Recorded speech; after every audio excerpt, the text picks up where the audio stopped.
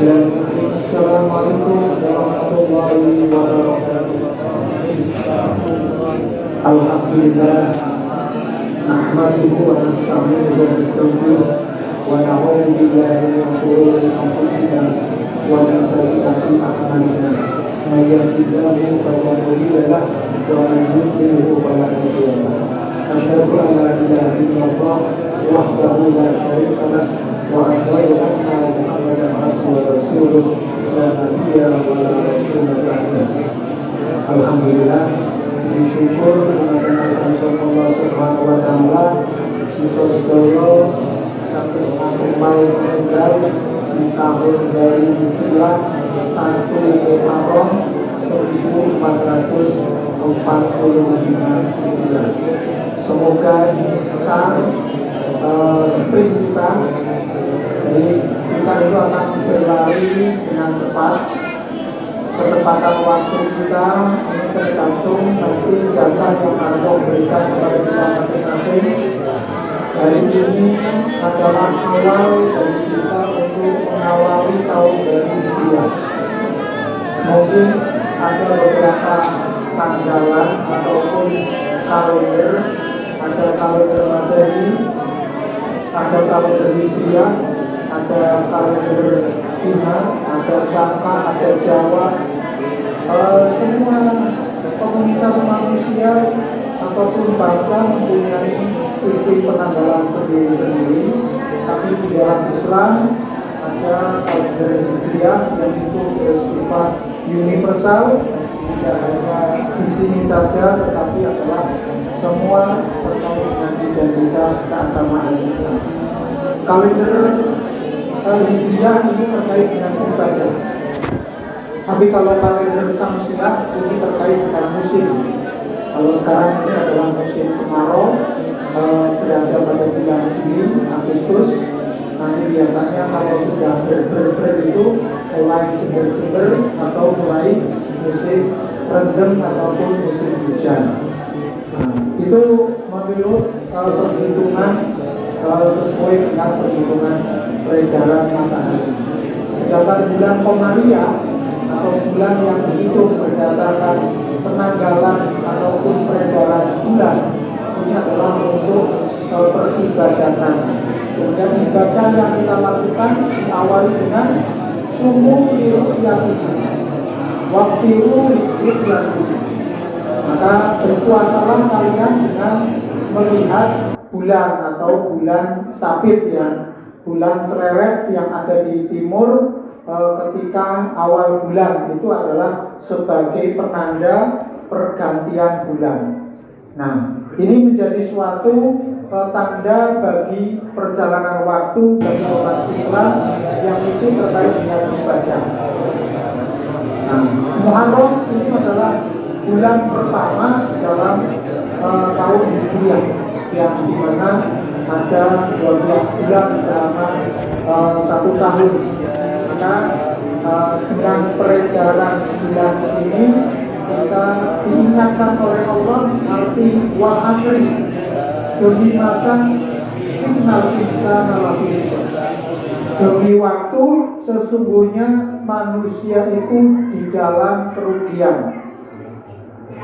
Apa itu kategorinya? Dalam kerugian itu adalah apabila orang-orang itu tidak memanfaatkan waktu dengan baik. Maka di dalam Islam waktu ini sangat penting sekali karena itu terkait dengan jatah usia kita masing-masing. Kita alhamdulillah dalam kondisi apapun, mungkin yang sudah level kepala 7, kepala 8, kepala 6, kepala 5, kepala 4 pun sudah mulai pegel-pegel. Kepala 3, kepala 2, kepala 1 dan kepala 0. Kepala 6 ya, rata-rata ini kepala pensiunan. Alhamdulillah kita tidak mengenal pensiun di dalam ibadah sebagai seorang muslim. Itu tidak ada pensiun. Mungkin takmir boleh pensiun, tetapi sebagai jamaah tidak ada pensiunnya. Maka itu dikatakan dalam ayat wala tamutunna illa wa antum muslimun. Hendaklah kalian jangan meninggal kecuali dalam keadaan beriman. Maka iman itu harus dijaga, harus dirawat. Kalau tidak nanti yazid wa yanqus. Iman itu naik, kadang-kadang turun. Jamaah rahimakumullah, kalau naik gak masalah. Tapi yang jadi problem ketika iman itu kita dalam keadaan yang turun. Ketika iman kita turun, pasti kejahatan, beraneka macam kejahatan, kezaliman, kemaksiatan pasti akan dilakukan oleh manusia. Iman turun berarti tidak connect dengan Allah Subhanahu wa Ta'ala. Ketika kita tidak punya sinyal dengan Allah Subhanahu wa Ta'ala, pasti yang ada adalah kejahatan, yang pasti adalah kemungkaran. Maka untuk senantiasa kita menjaga hati kita, pikiran kita itu terpaut oleh Allah Subhanahu wa Ta'ala. Maka masjid sebagai pusat bagi kegiatan kita, agama kita, ketika hati kita terpaut di mana saja dengan masjid, maka insya Allah kita akan terjaga. Di tempat kerja kita terpaut hati kita ke masjid, artinya kita senantiasa beringat kepada Allah. Ya memang kalau di masjid otomatis kita senantiasa berbuat baik. Tapi kita tidak tahu ya apa yang ada di dalam hati kita masing-masing. La ahada ya'rifu makhluk istadri. Ada ungkapan dalam bahasa Arab itu, tak seorang pun mengetahui isi hati. Ini artinya bahwa kita hanya menduga-duga, kita hanya bisa melihat dari gestur tubuh, kita bisa hanya melihat dari apa yang dilihat atau apa yang nampak dari kita. Tapi ada apa kedalaman hati kita masing-masing, tidak ada yang tahu. Disinilah maka terpautnya hati kita dengan Allah Subhanahu wa Ta'ala akan membawa kepada kita keselamatan. Sebaliknya kalau kita jauh, kalau kita tidak terpaut oleh Allah Subhanahu wa Ta'ala, maka kita akan melakukan kejelekan. Maka kita diingatkan tentang waktu oleh Allah Subhanahu wa Ta'ala dalam surat Al-Asr ayat 12. A'udzubillahi minasyaitonir rajim. Bismillahirrahmanirrahim. Ya ayyuhalladzina amanu taqullaha wa tanzur nafsum ma qaddamat lighad.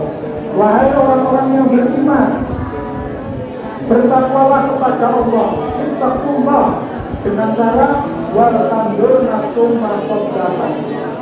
Hendaklah kalian setiap diri melihat apa yang telah diperbuat untuk hari esok. Nah, seorang sastrawan dari Inggris itu mengatakan yang namanya T.S. Eliot mengatakan hari itu dibagi menjadi hari ini, hari esok, dan masa lalu. Kita mempunyai 3 waktu yang sudah kita lakukan, yang 3 waktu yang kita lalui. Yang telah lewat itu adalah masa lalu. Kita punya sejarah. Pasti setiap orang punya sejarah, punya historis. Baik sejarah yang baik maupun sejarah yang buruk. Itu menjadi catatan kita. Tidak ada orang lain yang tahu. Yang tahu adalah hati kita masing-masing. Sekalipun pasangan kita, kalau kita tidak menceritakan tadi, jadi tak ada seorang pun mengetahui isi hati kita kecuali orang itu melafalkannya, menyampaikannya, mengungkapkannya, baik itu secara online maupun secara offline. Kalau secara online itu mungkin bisa melalui status ataupun mungkin upload apa yang perasaan kita, itulah yang terlihat, yang nampak. Tapi apa yang menjadi dalam kita itu tidak ada. Maka yang terakhir ya, tadi kita punya sejarah tadi, historis kita. Maka bagaimana usia kita itu ada 2, usia historis dan usia biologis.